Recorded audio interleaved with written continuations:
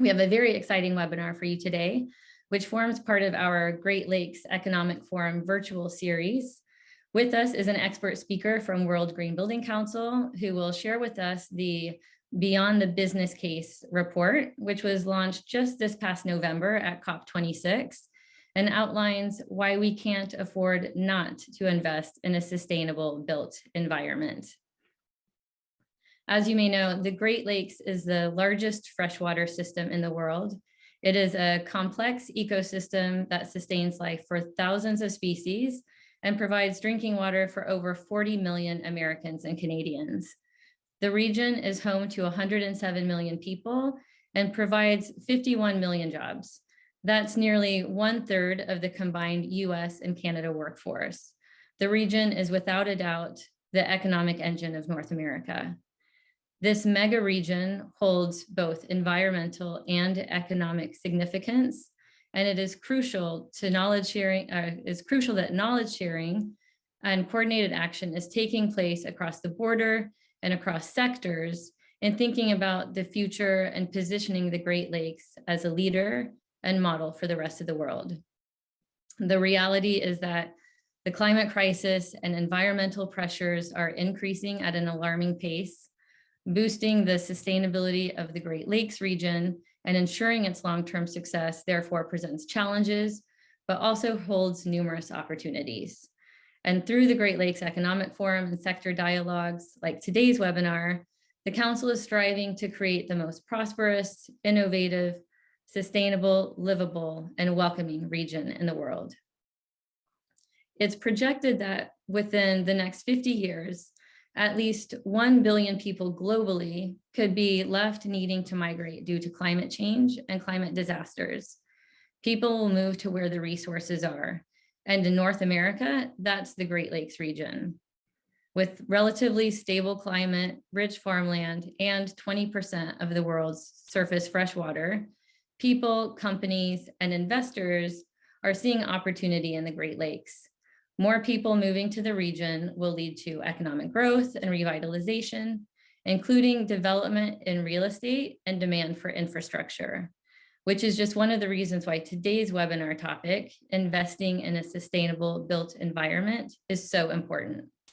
So connecting with global thought leadership and addressing important topics like sustainable development allows us to align synergies and best practice to solve real problems facing the world and the binational Great Lakes region. That is why I'm very pleased to have the World Green Building Council sharing with us their groundbreaking report, Beyond the Business Case. Their report provides a unique perspective for decision makers to accelerate the built environment sustainability transition by capitalizing on the economic opportunities, addressing risk mitigation, and embracing the social value case. Today's program includes a presentation from our expert speaker, Katrina Brady from World Green Building Council, followed by a Q&A session where Katrina will address audience questions. So if you have any questions at any time throughout the presentation, please type them in the Zoom Q&A box. We will have about 15 minutes at the end to address as many questions as we can. So now, without further ado, I would like to introduce our expert speaker, Katrina Brady. Katrina is the Director of Strategy and Development at the World Green Building Council. Her work is focused upon the strategic development and implementation of new global and regional programs for the World Green Building Council network, consisting of 70 member councils and their 36,000 members. As part of this role, Katrina manages WorldGBC's global program on resources and circularity in the built environment, dedicated to enhancing resource efficiency and catalyzing the circular economy within the building and construction sectors.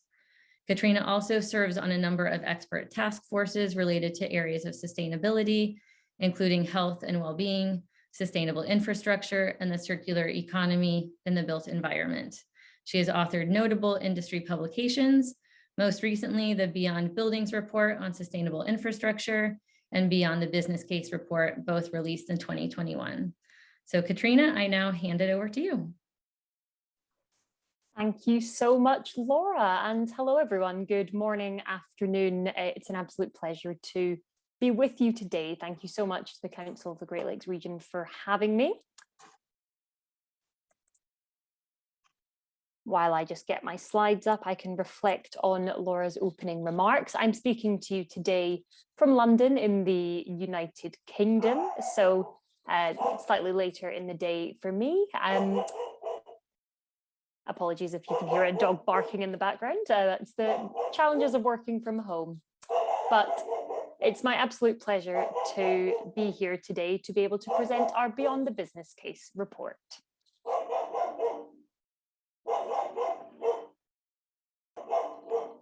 So for a word of introduction, first of all, as to who the World Green Building Council are, we are a global members network comprising of 70 national green building councils around the world, representing a collective membership of 36,000 organizations.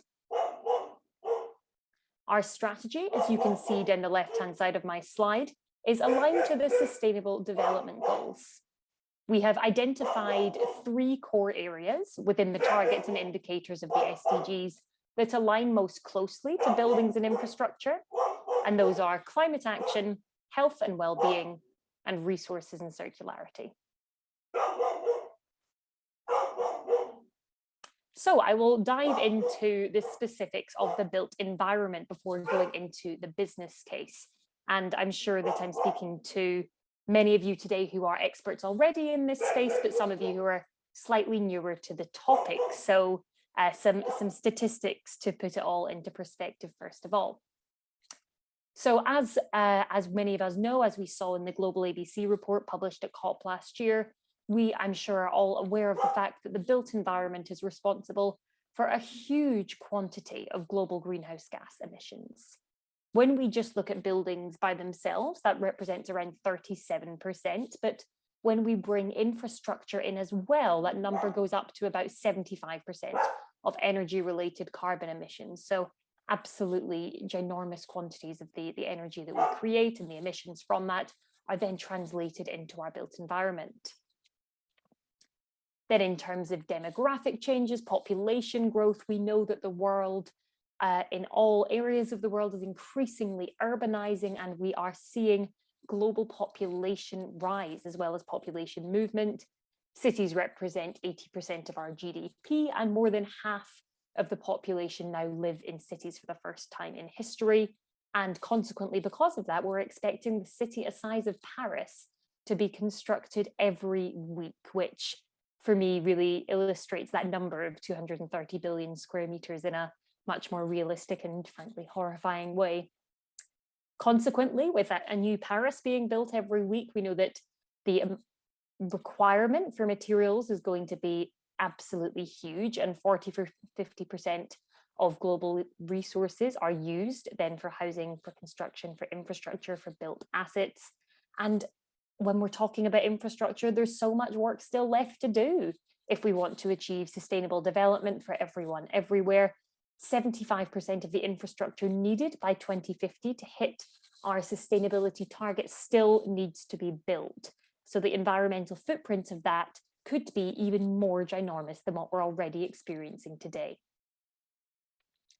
And so that sets the context of the world that we live in. The World Green Building Council and our members recognize that the built environment as a sector has huge opportunity to try and reduce these emissions and encourage sustainability. And that's where the business case comes in.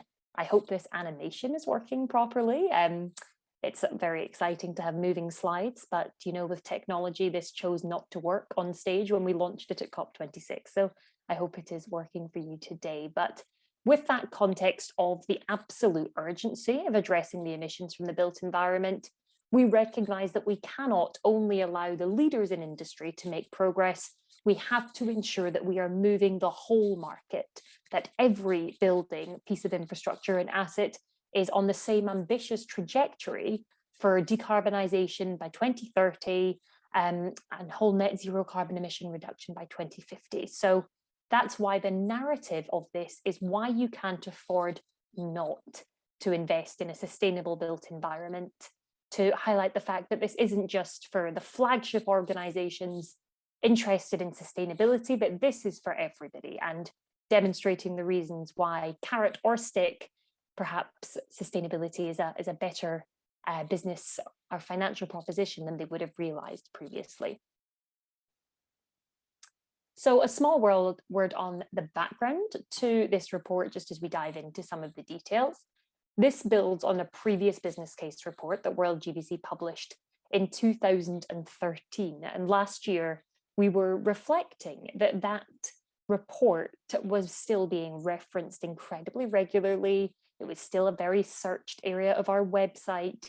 We know from analytics and things like that, that the business case is a really searched term in built environment websites, in our website as well. And we get asked about the business case all the time on panels and things like that. And we needed meaningful work to be able to point to that was relevant for the conversation today, and that we could use as the support for our prominent message for cities, regions, and built environment day at COP26 last year. Also, and I'll go into this more later, we wanted to capture the changing context of the time, from things like policy change to the rise of sustainable finance, but really notably the rise in social value and awareness of social sustainability. And it was very important for all of the organizations who came together to co-produce this report that we demonstrated the value proposition. It wasn't purely financial, but it was also ethical, that sustainable built assets are also just the right thing to do, as well as potentially enhancing an organization's bottom line. So I briefly mentioned the organizations there who contributed to this report. You can see their logos on screen here. This was our wonderful development task force of green building councils and private and public sector partners, with whom we are very thankful for their expert contribution and subject matter to be able to develop this really powerful report. So diving into the content now, throughout the report, there are 7 irrefutable co-benefits for investing in a sustainable built environment that are demonstrated across both the financial and the social value case. And hopefully you can see it on my screen, but reading around from, if it's like a clock, from 1 to 12, these are social benefits, occupant benefits, things like health, well-being and productivity of the occupant, operating costs, but also considering supply chain and construction phases, as well as lower cost operational phase. Risk mitigation, and so providing resilience to the inevitable climate change impacts that we're going to face, as well as future-proofing against legislative changes or corporate reporting expectations and reputational risk. Higher asset values linked both to enhanced performance and desirability. And there are loads of great examples of that. Investment opportunities because of the rapidly transitioning finance sector, protecting investment, supporting share prices, and of course the increasing requirements of ESG, environmental, social and governance reporting. Penultimately, we looked at access to finance, so quite similar, but focusing more on the availability of finance for green buildings from banks, bonds, and institutional investors. And finally, the wider role of business, that organizations are recognizing their responsibility to engage with sustainable development, and that includes environmental action, but also social action, and commit to considerations broader than profit margins. And we saw in case studies from around the world, in theory, from data, from practice, these themes coming up again and again and again in different examples and different typologies around the world. And here's a quick excerpt of the report, which I think summarizes the key takeaway really nicely, that there are a multitude of economic imperatives and opportunities for investing, developing, designing, constructing, or occupying sustainable buildings or infrastructure assets. These range from higher sale or rental value, reduced construction and operating costs, to lower asset risk and insurance premiums. However, for the global real estate sector today, the value proposition is broadening and increasing in prominence.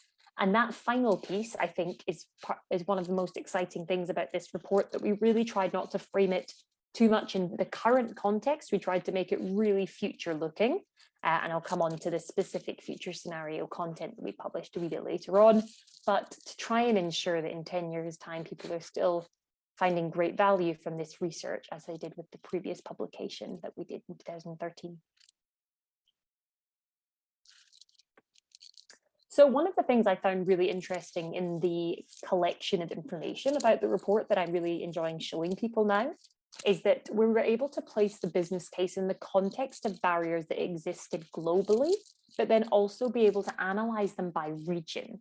And you can see on this slide, these vary from financial barriers to lack of awareness, to market demand, through to political support and incentives. And to tackle these barriers, all in all, we present the expansive value proposition for a sustainable built environment. You can see on this table, and no need to read it, I'll go through it all in detail shortly, but within the context, we cover the financial business case, the drivers of that, the points of the business case, and then also the drivers of the social value case and what that looks like in practice as well as concluding with the future value costs. So I will run through each of these areas just now. I'll go through these at a reasonably high level, but I'm summarizing about 100 pages of report here into 20-30 minutes. So please do put any questions in the chat box of anything that you would like me to dive into in more detail. So firstly, an analysis of the context of today, of the drivers of today's business case for sustainability in real estate. And they included, as you would expect, policy change we've experienced so far, but also that we expect to come soon. Now, one of the biggest indicators that further policy change will come is from nationally determined contributions, which our national governments are contributing, they're updating them, and they're committing to decarbonisation targets across different sectors in order to meet the targets of the Paris Agreement. And 136 countries so far have mentioned buildings in the built environment within their NDCs. And some of them have specified specific things like an increase in focus on energy efficiency in building fabric. Some have been more ambitious around whole life carbon. But with these policy requirements coming in at national level, we can be sure that that will trickle down to regulation for buildings of all types in terms of energy use, generation, efficiency, etc. Also at city level, we know that there are over 1,000 cities that have committed to having emissions by 2030. And this is particularly exciting because cities can obviously make regulatory change to much faster pace than country or regional level, which I think is one of the exciting opportunities about talking in this webinar, being able to talk to such an important region and to consider the sustainability strategies that are relevant for your region rather than just the whole nations. So on top of policy change, another major driver was, of course, finance, sustainable finance, and incoming regulations such as carbon pricing, which we're seeing all over the world as a significant consideration for organizations operating on the global market and something we expect to be increasingly prevalent. As well as the rise of sustainable finance and ESG reporting. And ESG, I think, is a term that was barely mentioned in our 2013 report, but was a huge theme in the research that we undertook for this. And it's estimated that ESG funds under management will represent the majority of proportions of mutual fund assets by 2025. And there are fantastic statements out there from major institutional investors and other capital market ambassadors that they simply won't be engaging with organizations who aren't undertaking ESG reporting or other sustainability responsibilities soon. So it's amazing to see the market moving that way. And we try to support and emphasize the opportunity of ESG within the market, calling for more ambition to be placed around the built environment specifically, and emphasizing the fact that ESG is increasingly becoming an industry norm. One of the reasons ESG is increasingly becoming an industry norm here in Europe is because of the EU taxonomy. Very prevalent here in Europe, but I think it's certainly notable in all geographies. We've engaged very closely with our colleagues in the United States and in Canada, and the Green Building Councils there, who we know are taking a very strong interest in the potential regulatory impacts on a broader scale. And as you may know, with the EU taxonomy, organisations of a certain size and turnover will be required to undertake ESG reporting. It will be mandatory. So this is really going to enforce a major movement towards sustainability disclosure, which hopefully is the first step towards sustainability action. So how does that context create a business case? Well, in a lot of ways. And this is a very brief run over of chapters and chapters of really interesting information that ranges from greater access to investment that green buildings have developed to be one of the most important asset classes in the green bond market, from, as I talked about before, ESG and corporate reputation, with institutional investors foreseeing a time when they'll limit allocations exclusively to managers with a formal approach to sustainable investing.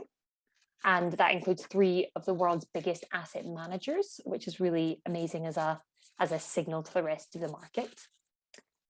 Higher asset value and desirability, we've seen again and again, but it's amazing to see it echoed around the world that sustainable buildings tend to have higher asset values and retain those values over conventional buildings, as well as lower operating costs and higher occupancy rates. That ties into these assets being a resilient investment with lower risk of stranded assets, which physically we know is a huge risk as we are in a world where the climate will be changing, whether or not the world warms 1.5 or 3 or even 4 degrees Celsius of warming. But stranded assets is obviously a huge risk for infrastructure owners, and the resilience being inbuilt within sustainable assets is a huge financial future-proofing opportunity. Also on the cost piece, there is everything from lower operational costs and return on investment from lower operational costs through to reduced build costs, opportunities for circularity and lower material use, preferential insurance premiums, and then also looking slightly more socially at the human impact of that sustainable buildings have been shown time and time again to have better occupant productivity. This is most relevant in the commercial sector, really. And I'll show you a case study of this in practice later on, but where we see buildings that stimulate occupant health, well-being and productivity, they consequently see the organizations who are occupying these spaces benefiting from having a workforce who are more engaged, they're more present, and they are ultimately increasing the organization's turnover by being more productive. So now on to the other side of the value proposition, the social side. And for us at WorldGBC, this was really, really exciting that for the first time we were presenting social value as part of the proposition for sustainable buildings with the same emphasis as the financial business case. For those of you who are unfamiliar with this phrase, I'm using the UK Green Building Council's definition here, that social value is created when buildings, places and infrastructure support environmental, economic and social well-being, and in doing so improve the quality of life of people. So it's all about creating better places for people, whether that be when buildings are operational, whether that be for the local community, or during construction, or even in the material supply chain. Now, we included this in the report as we believe and recognise that social value is increasing in prominence around the world. And I'd be interested to perhaps see some comments from you all about whether you would agree with this, but particularly in geographies like the US, Canada, Europe, the UK, there is an increasing amount of research and awareness on this topic. Now, drivers that have triggered this that we analysed included the impact of COVID-19, of course. I'm sure we're all very cognizant of the impact that's had on our general awareness of health and well-being overall. Secondly, increasing awareness of social value from the private sector, the rise of CSR, corporate sustainability reporting, We know that over 90% of companies tend to publish CSR reports. And then slightly more politically minded, but public drivers that include both policy and procurement are drivers of the rise in social value. And it's becoming an opportunity for organizations to set themselves apart in the tender process, particularly for procurement, to be looking at how they can include and even quantify social value benefits in obtaining the contracts for public development projects. So I'm showing you here some recent trends from the World Green Building Trends 2021 survey, otherwise known as the Dodge Data Survey. You maybe would have seen it at the end of last year, where we're pulling out here the social drivers of green buildings. And for me, or for us, I suppose, this is particularly interesting because it shows that the social factors overall are the most powerful drivers in the global south, especially in Africa. And so we have to recognize that this social value proposition is going to maybe be an even more tangible way of engaging the mass market towards green and sustainable buildings and infrastructure assets. It's got to be part of our strategy for wider market engagement in the built environment. And I think that's extremely relevant as we're all starting to think about COP27 in Egypt later this year, COP28 in the Emirates next year. And so what are the ways in which social value can be created and enhanced? You're potentially wondering if you're thinking about some of your own projects. We encourage consideration of social value at 3 scales, ranging from the individual asset, being able to think about the occupants, their indoor environmental quality, and how that impacts their health and well-being. Everything from their physical and mental comfort through to the behavior choices that the building or space encourages them to undertake. Secondly, community benefit, including jobs, resilience, equity, and this consideration of social value, not just within the footprint of your own building, but wider, looking at your local community and across the supply chain as well, looking at point 3 there to include worker welfare, human rights, and justice, is a topic that I feel very passionately about, that WorldGBC is really increasingly advocating for, and we have done for a couple of years since the publication of our health and well-being framework. But I think there's going to be a huge increase in awareness in social value across the supply chain, not just in the building and construction sector, but across all sectors, as social value is starting to become more prominent in all of these sectors. But for buildings and construction specifically, we know the supply chain is an area where there are huge problems still in terms of gender equality in the workforce, in terms of issues including human rights violations and even modern slavery in the materials supply chain. So it's obviously fantastic that these topics are increasing in prominence, and we want to support that as far as possible.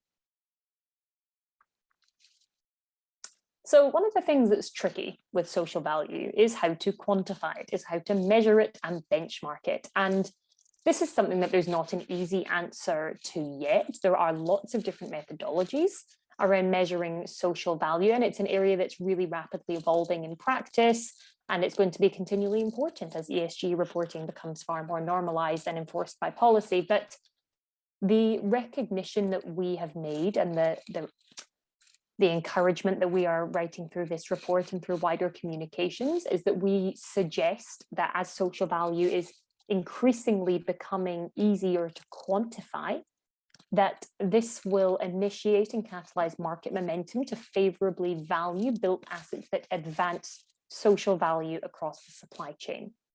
And negatively, I think as social value or supply chain audits or all of these other models become increasingly normalized, if you have an asset or a product or a service that is not enhancing or is even harming social value in some way, that's increasingly going to be an asset that would be a risk to be holding in some way, shape, or form. So this is a market prediction in a way, but there's so much data to back it up that it seems a really robust way of suggesting to investors that social value's got to be part of the business case for sustainable buildings if they want a resilient and future-proofed investment.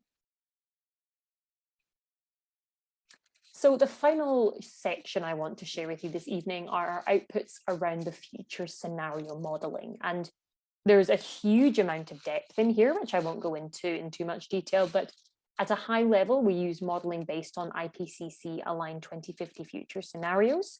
These were undertaken through a series of dedicated sessions with our task force run by WSP, who acted as consultants through the last year. And for this specific modeling section around climate, we considered scenarios including both 1.5 and 3 degrees of warming, and explored the different value proposition for sustainable buildings in these 2 future scenarios. One being a best case scenario and one being a worst or unfortunately potentially likely future scenario. But whether you want to be optimistic or pessimistic, the outcomes were really strong in both categories in favor of sustainable built assets, signaling that the value proposition remains strong and will only continue to strengthen. And a lot of that is around resilience, highlighting that even in a 1.5 degree scenario, there still will be increasing amounts of climate change impacts, extreme weather, rising sea levels, so many other issues, and sustainable assets with inbuilt resilience, with lower costs and the ability to be dismantled, to be repaired, to be adapted, moved as needed, will offer a more flexible and long-term investment. So we also repeated this exercise around health and well-being, looking at the scenarios and the continued development of the trend on global wellness, the impact that's having, the growth it's having around ESG, around corporate sustainability reporting and organizations' reputational risk in light of COVID-19, and the fact that obviously people want to ensure that people's offices, hospitals, schools, homes are protecting and enhancing their health. And again, we found that global health and well-being focus in either scenario will mean that ESG performance and reputation, risk mitigation, all these factors will continue to grow in importance for all asset classes. And interestingly, we thought that would be extended to infrastructure as well due to political pressure. Okay, now I mentioned this case study very briefly earlier on, but it's time to show you now. If you choose to dive into the report, it illustrates all of the above points with a really diverse range of case studies from across the world. And I'm showcasing this one here from the Great Lakes region, the Saint-Gobain office in Pennsylvania.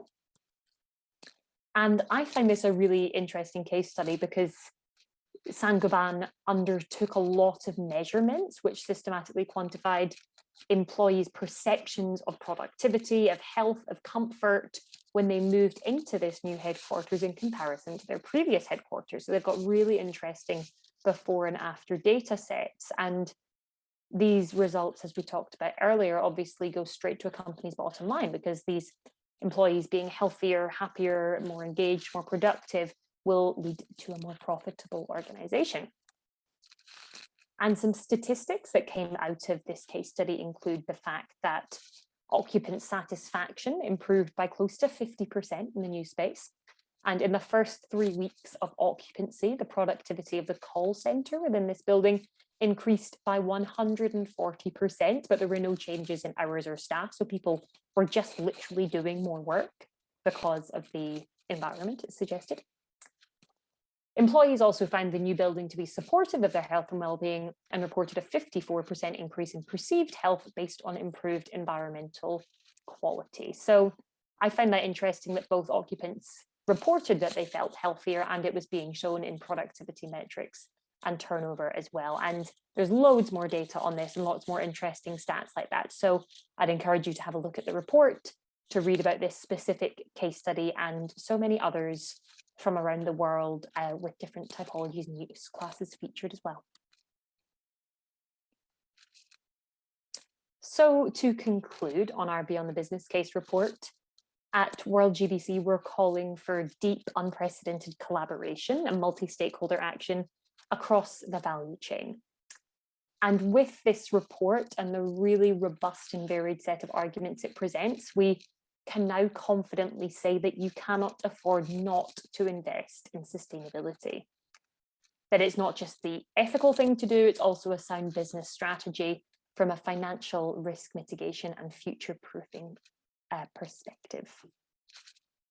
So you can see the link on screen there. I hope you'll enjoy reviewing it. There's also an executive summary version on our website as well, in case you would rather have a look at a briefer version. And then there is the full report available for you to dive into at your leisure. But I will finish up now with this presentation section and hand back to Laura. But thank you very much for your time today, everybody. And I'll be very happy to take any questions. Thank you.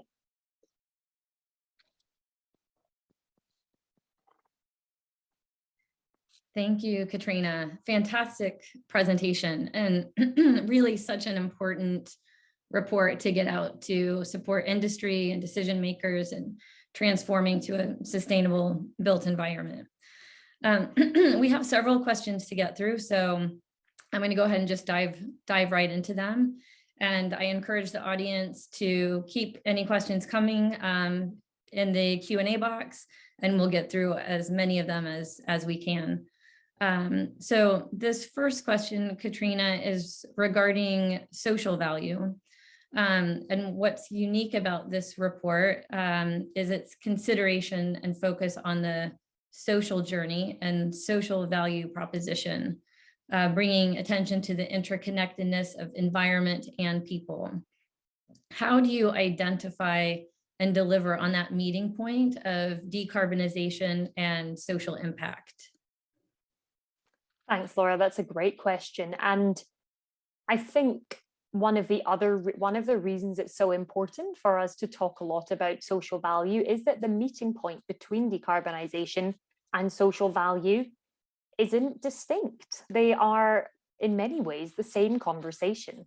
That if we're going to decarbonise in a sustainable way, we also need to have the conversation about just transition, about if we're transitioning our energy systems, how do we do so in a way that we aren't creating risk to certain sectors of the population, people who work in industries that will be stepped away from as we move away from the historic to new types of fuels. So even within the most energy focused parts of the decarbonisation conversation, there's still a really strong social value consideration that people are increasingly thinking about. And then on the other side of the scale, social value and community health and well-being is going to be so impacted by climate change as we're experiencing the impacts of increasing extreme weather, and we need to consider adaptation and resilience on a broader scale, that social value is increasingly becoming interconnected with resilience in the built environment as well. So I think that it's been a really great journey for us to go down this path of recognizing the fact that social value is being considered a new term, using inverted commas, and sustainability in many ways, but actually it's totally intrinsic to so many areas that we've talked about for decades. Yeah, exactly. And the sort of follow-up question also on the social value is that, it's interesting to see the social value of health and well-being considered as a top benefit. And this is without a standard formula for financially quantifying the social value of a green building. And I know from the report, when I was reading it specific to Canada and the US, it illustrated that the most important benefits recognized were lower operating costs, but also improved occupant health and well-being. So it's nice to see that being recognized as one of the top benefits. So I guess the follow-up question is, based on your experience, was this benefit, the social value and the improved occupant health and well-being, was this benefit already being recognized and valued, or has the importance of occupant health and well-being and other social value parameters been pushed to the forefront as a result of the pandemic? Great question. I think that's one of these things that everybody will have an opinion on it. We as an organization have reported and noted that a lot more of our members are the Green Building Councils, as well as our corporate partners and the Green Building Councils members themselves, have been more actively engaged in health and well-being since the pandemic beginning, particularly with topics like indoor air quality and things like that were so relevant to disease transmission. So I think the data and the market trends that we've experienced say yes. And from a personal level, I think definitely yes as well. But it will be really interesting, I think, to see how that continues developing as hopefully we move into a world in the next few years where we're able to live with COVID. Will that trend of wellness continue remaining high on everybody's agenda, or will people start looking for the next thing? And that was one of the things we explored in the future scenario modeling. And I think there's feeling amongst the expert predictors in this world that the wellness trend is here to stay. Yeah, good. I hope so. Okay, so another question. Let's see, this is what are regulatory or incentives tools to overcome split agency? In Ottawa, our nonprofits who build, own, operate rental buildings and supply affordable housing are building green. Our developers, builders compete on price and say there is no market for green buildings. That's a great question. And that's a very timely and interesting point of context to be shared as we're exploring a piece of work currently around affordable housing and how we can encourage affordable housing to be more sustainable. And there have been many examples of that when social infrastructure is directed by governments or nonprofits or public agencies, the standards of sustainability are so much higher. I think in the case that has been presented in that question, it's a part of us needing to try and trigger market demand and trying to demonstrate the fact that, first of all, there are these sustainable buildings available, and hopefully try to demonstrate ways in which they are better. Perhaps they retain their value, perhaps people feel healthier inside, all the different benefits I talked about. But if there's a supply and demand issue there, I guess the issue is going to be, or perhaps the resolution is going to be trying to trigger that demand and making the mass market realize the opportunity of being able to generate energy in their own home, or lower energy bills, or better warmth in the Canadian winter, whatever it might be. Right, and I guess the report does mention the increased market demand, and it's important to get that report into the regulators' hands to help with those decisions. Yeah, absolutely. Another question is, how might we better integrate public and private capital allocations across different sectors in the built environment, especially breaking through the silos around buildings, energy, and transport? For example, one of the highest impact, albeit underrated, decisions a company can make is to site offices in locations well served by public and active transport instead of locations only accessible by private car. Okay, I think there's loads and loads of stuff in there. And I'll speak to the first bit first of how we can encourage this private-public collaboration in terms of the financing and development of pieces. And this is a topic that we've been thinking about a lot at the moment. And part of that is because of the housing piece of work that I mentioned. We're also starting to think internally about our responsibility to consider infrastructure alongside buildings, how we can support the infrastructure that helps take buildings on their individual decarbonisation journey. That's all published in that Beyond Buildings report that Laura mentioned in the introduction. But one of the barriers and sticking points that we've heard again and again is that we often find that public agencies and private capital markets are talking about different things when they're talking about sustainable buildings. And perhaps the public organization is being dictated by a set of principles which have been utilized across the organization, across the government. They're not necessarily cutting edge. They may not be as strong as what the advocacy organizations working in that market would be calling for in terms of sustainability principles. And in comparison, the private sector has so much more flexibility, and that goes two ways. That goes either the way in which the private sector has phenomenal leadership and are so far ahead of what's coming out of public procurement contract tenders, or the other way around, like in the previous example, where there's no regulatory enforcement to do it, and actually the public infrastructure is stronger in terms of sustainability. So one of the outputs that WorldGBC believes that we can use to support this transition to having a united approach to sustainability is by trying to come up with really clear and easy sets of principles that can be used by both private and public bodies. And within our health and well-being topic, we have that health and well-being framework that has 6 principles that underpin it. Under net zero, we have principles for net zero, considering operational and embodied carbon as well. And our hope with that is that if you have organizations working in collaboration, even if they are totally different stakeholders, they can at least agree in activating the same set of sustainability principles as a shared goal and a shared vision, which I think is the first step to be able to have a united level of ambition across all areas of the built environment, whether they're funded by public or private capital. I've then forgotten the second part of that question. Sorry, Laura. I might have spoken to it already. I think so. Let's see. Yeah, I think you captured that. Breaking through the silos around buildings, energy, and transport, and then it gave an example. So we have another question, or I guess it's a comment, I think, or maybe a request for example, but it says many of the cases were new construction. Any insights on this for existing structures or abandoned structures? Yeah, sure. A couple of the projects in there are retrofitted buildings. The case study that's in Madrid is a 1920s building, and it's an incredible example of circular economy.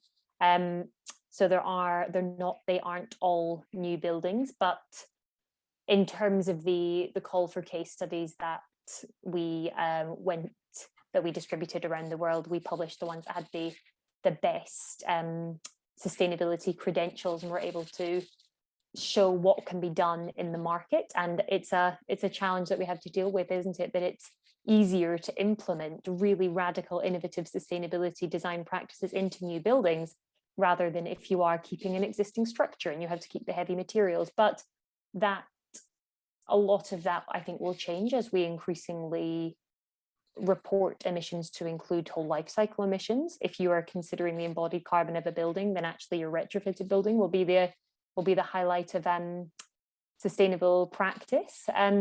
There just, I don't think, are quite as many incredible examples of really sustainable retrofits yet. But in terms of the strategies of energy generation, adaptation and resilience, health and social value, and circularity and everything else, there's absolutely no reason that they can't be included in existing buildings as well as new, within the parameters obviously that you're already dealing with. It's just that we didn't have as many good examples. Yeah, and in addition to the examples in the reports, correct me if I'm wrong, but doesn't World Green Building Council have case studies on its website as well? Yeah, thank you. Yeah, we have a case study library that people can go and have a look at. There's great examples of net zero, of healthy buildings, of buildings of different rating tools and certifications from all over the world that should have lots more examples. Yeah, and certainly serve to inspire. Okay, so continuing on with the questions. So we have another one. Is WorldGBC working on a global standard and methodology for embodied carbon? Who are you working with? We are just learning how huge this is. It is so huge. It's so all-encompassing and terrifying. We are not developing a standard, but we have a huge volume of guidance, of technical materials and thought leadership on embodied carbon. And we encourage organizations to report on their whole life cycle emissions through the World Green Building Council commitment, which has just progressed from looking only at operational emissions to whole life cycle, including embodied. So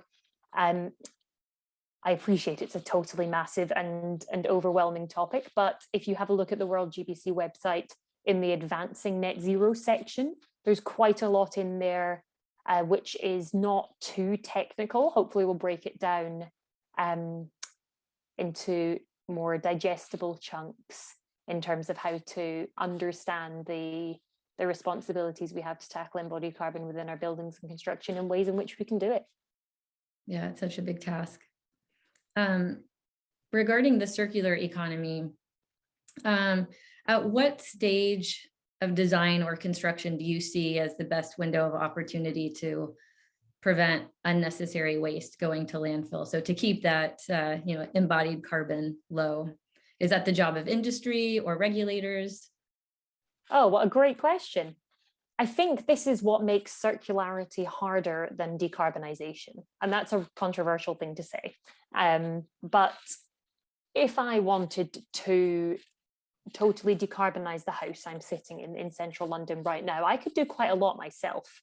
Obviously requires capital. I would need to be able to finance the solar panels I'd want to put on my roof, the ground source heat pump I want to put outside, but there's quite a lot of action you can take as an individual in terms of retrofitting a property and making it energy efficient, and in terms of generating energy on site. But in terms of the circular economy, obviously there are small scale things that you can do in terms of managing your food waste and your lifestyle and the business models you support that reduce ownership models. But on a building and construction scale, you can't build a house or a bridge with recycled or reused materials that are locally sourced if there are no recycled or reusable materials nearby.